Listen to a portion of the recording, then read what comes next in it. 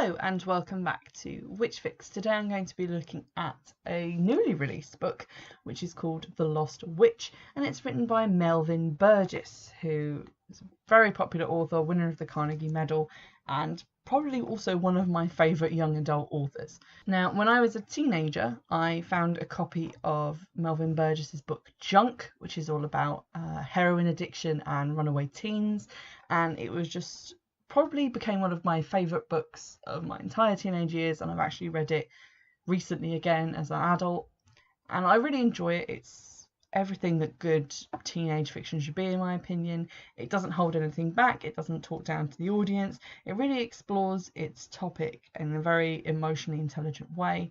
The characters are really good and very quite deep and fleshed out, and it's just a really enjoyable story with a lot of pathos and a lot of payoff at the end. Similarly, I also really liked Doing It by Melvin Burgess, which was a look at teenage boys and their approach to becoming sexually active and losing virginities and stuff, because obviously at my age when I was growing up, a lot of books that I was reading which were aimed at girls were about relationships and sex and love from the female perspective. This was probably one of the only ones that I ever read from the male perspective, and it was again quite hard hitting and very unflinching in its look at the ways those relationships unfold and what happens and the misunderstandings and things that kind of go along with that. I also read Lady, My Life is a Bitch, which is about a girl who gets turned into a dog. I don't remember a lot about that one. I don't think I enjoyed it that much, but I don't think it was terrible. It was just a book that I only read once. And I read Blood Tide, which I did not like and felt was kind of fractured, and it was sort of a semi-fantasy kind of dystopian novel. Unfortunately, that novel is probably the closest one that I had read of his to The Lost Witch, and I did not enjoy this book but at all. I had such high hopes as well because, like I said, I really enjoyed Junk and Doing It, and this is a book that is about a teenage girl, and I thought, okay, well, I've read books by Melvin Burgess written about teenagers before and they were really good, and the premise of this one was that Bee, who is the title character, the Lost Witch, is seeing things that other people can't see, and she's starting to question her own sanity, and her family is also starting to think that she's a bit crazy. But is she crazy, or is she actually part of this other world, this world of witches? And I thought that was quite interesting, and I thought what I was in for was a kind of a look at mental health, a topic which I thought would be quite interesting, tackled by Melvin Burgess. But what I actually got was kind of a mess, to be honest. I bought this book on eBay because I just, again, typed in the word witch and did a quick search, and I was really excited because it was Melvin Burgess, and I thought, okay, well, this one's going to be good. It's $12.99 in hardback if you buy it, and it did come out this year, so it's relatively new. The cover is absolutely beautiful. I know you can't judge a book by its cover, but come on, we all do.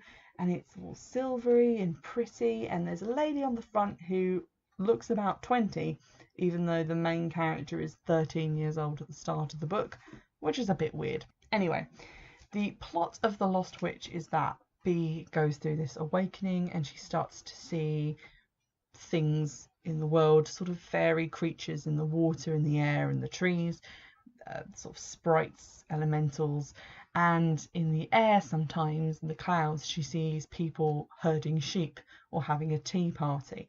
And this is later explained in the book as being memories which are coming from a dying witch. So when a witch is dying or dies, their memories of their life kind of spiral out and can be seen in the sky by other witches. That's weird and not particularly well explained, and that's a phrase that you could apply for basically the entire book. But there we go.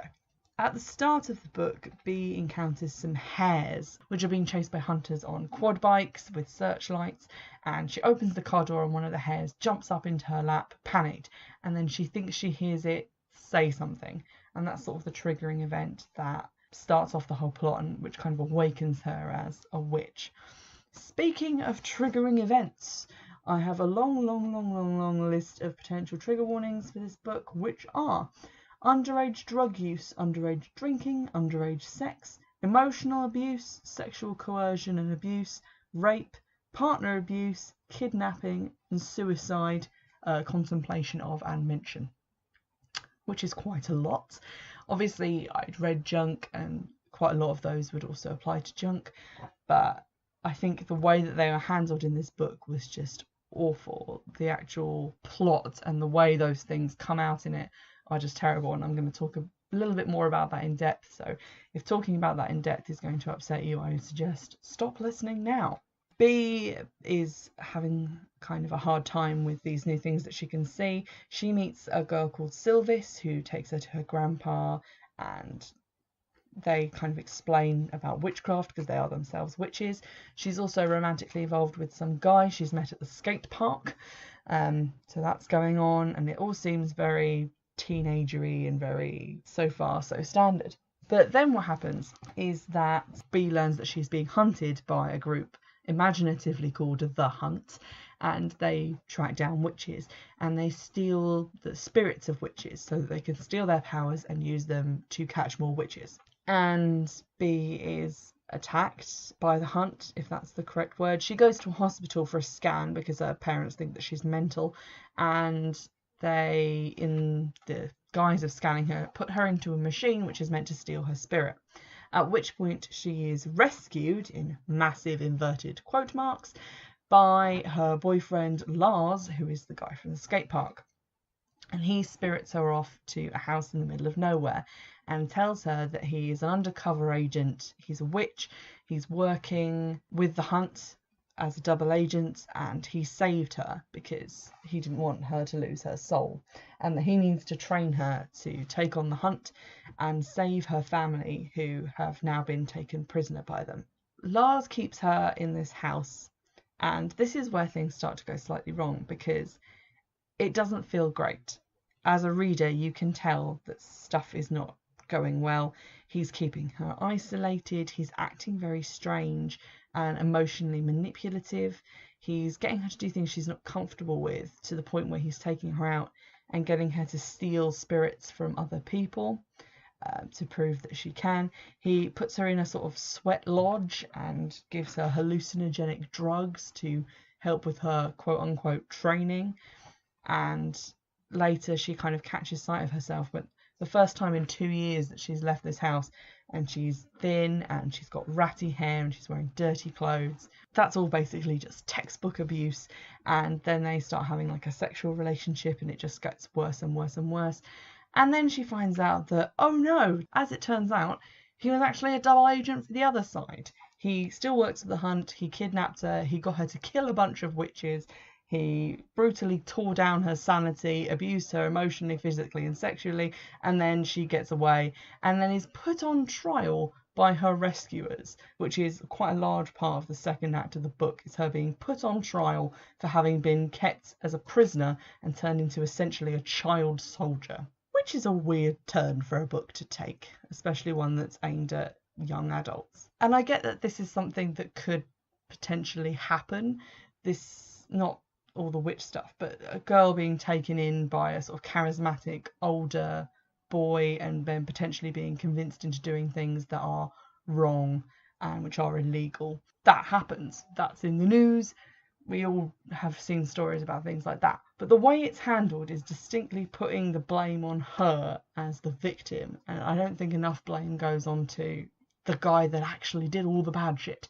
And none of the adults who she meets up with in the second half of the book, when she gets back to the good guys, quote unquote, none of them seem very eager to believe her side of the story or to actually sympathise with what happened to her in any way. And it just reads very strangely. In addition to all that, with the actual writing, the characters themselves are all quite flat and not very believable.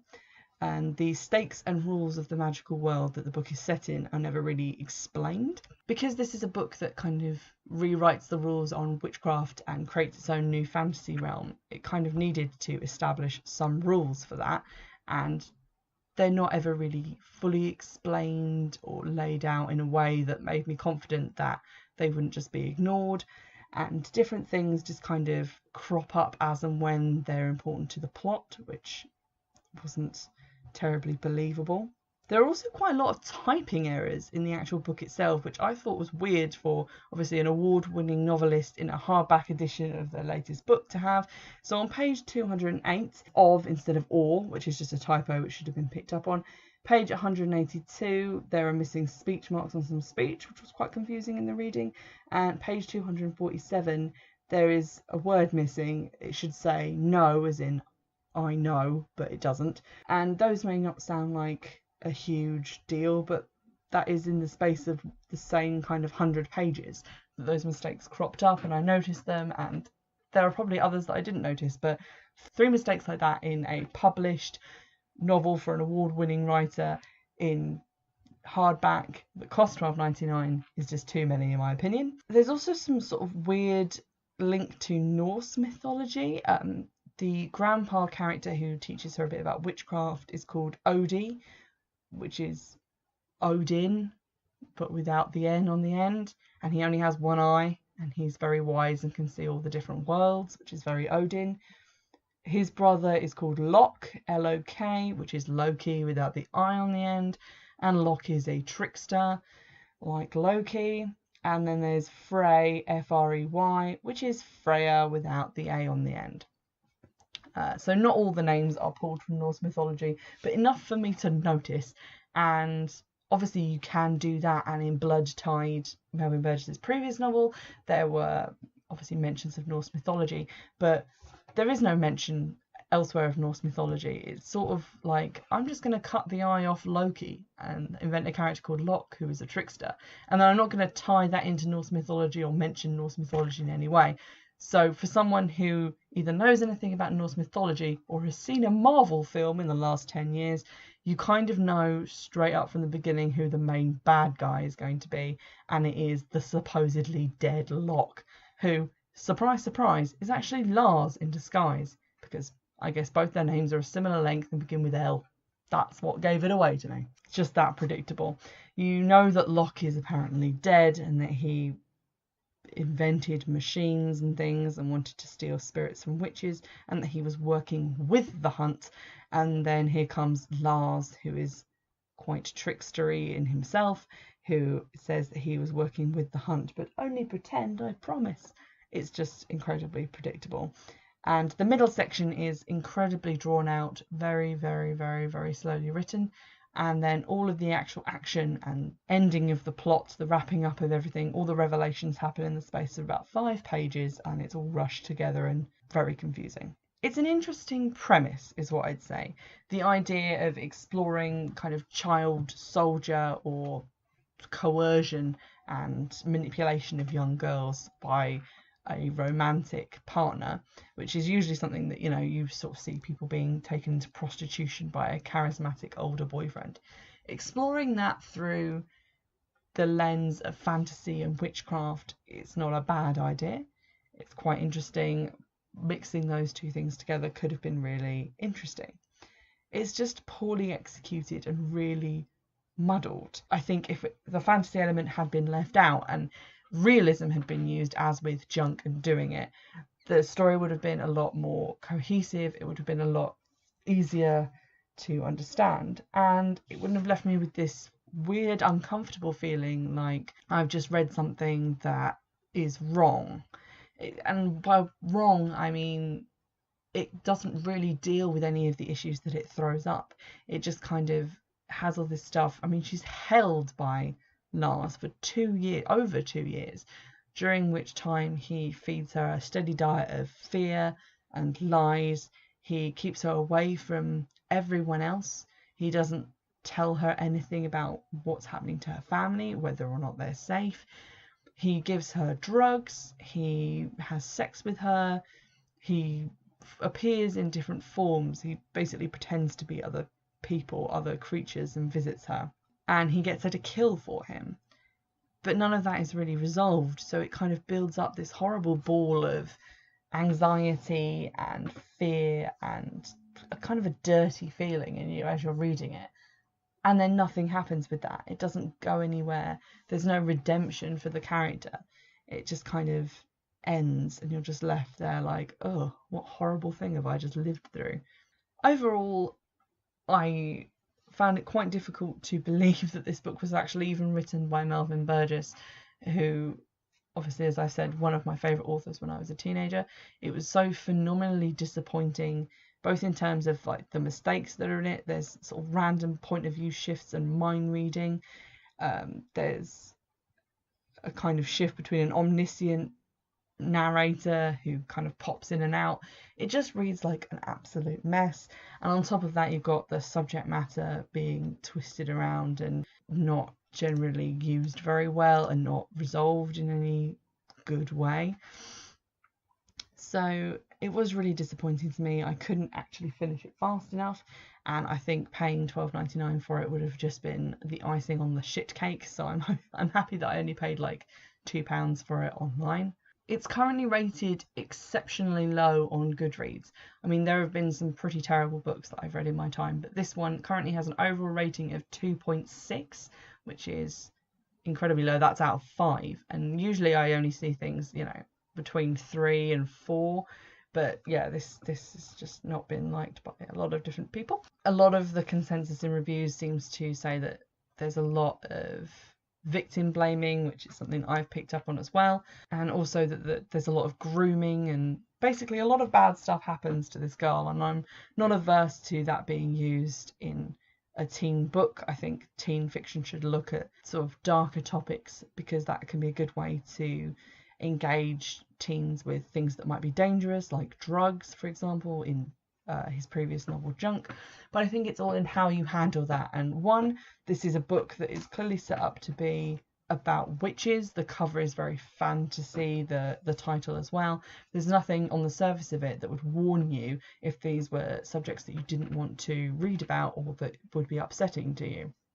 So I think they've not done a great job with that. I also think it's how you look at it, how you deal with that subject matter within the novel. So for example, in Junk, yes, it's about teens addicted to heroin, but at the end of it, they've gone through the whole arc of not thinking they have a problem to hitting rock bottom to dealing with it and coming out of it on the other side. And you can kind of understand what they've been through and their relationships and how they've suffered because of this. Just kind of flings a whole load of terrible things that can happen to anyone, but specifically to young girls, flings them into the plot, they happen, and then the protagonist is absolutely dragged through hell by the supposed good characters for it afterwards anyway, and never seems to get the kind of closure or help that she needs after all of that. And I get that that could be seen as a comment on how police and other officials treat victims of rape or people who've been through similar situations, but I don't feel that that was clear enough in the actual execution of the plot for me to be certain that it was intentional, if that makes sense. So overall, I would say it's kind of a fail. I wouldn't honestly recommend this book to anyone because it kind of fails as being a book about witches and a book for teens, or just a book about life in general. The writing is quite poor, to be honest. The book isn't itself very long, so I wouldn't say that it was worth the cost. And honestly, I don't feel that after having read it, I am any closer to understanding the reason why it was written in the first place, which is not ideal for a book. So yeah, overall, pretty disappointed. I hope you've enjoyed this episode of the podcast. And as usual, you can get in touch on Twitter at Witchfix and on email, which is witchfixpodcast@gmail.com. You can listen to the podcast on Castbox or on YouTube as well if you ever find yourself just at a computer and you don't have your phone with you.